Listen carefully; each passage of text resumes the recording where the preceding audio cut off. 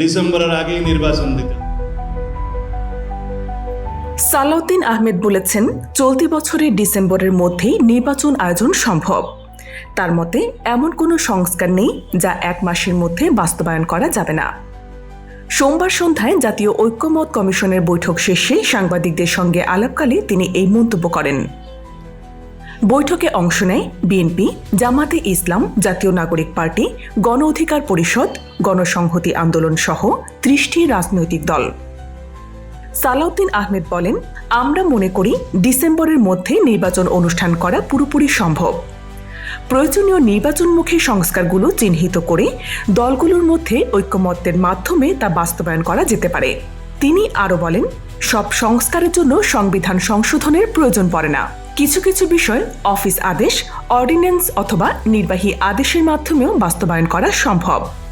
সংবিধান সংস্কার নিয়ে তিনি জানান, বিভিন্ন রাজনৈতিক দল যে প্রস্তাব দিয়েছে তাতে সরকার আন্তরিক হলে একটি জাতীয় সনদে পৌঁছানো সম্ভব।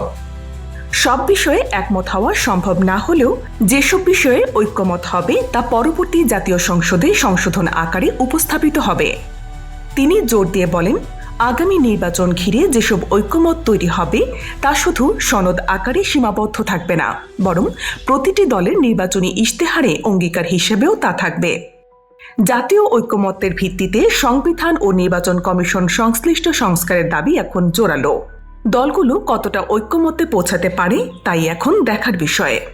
সাবস্ক্রাইব করে সর্বশেষ আপডেট জানতে চোখ রাখুন বিজিএন টিভি 24 এর ইউটিউব চ্যানেলে।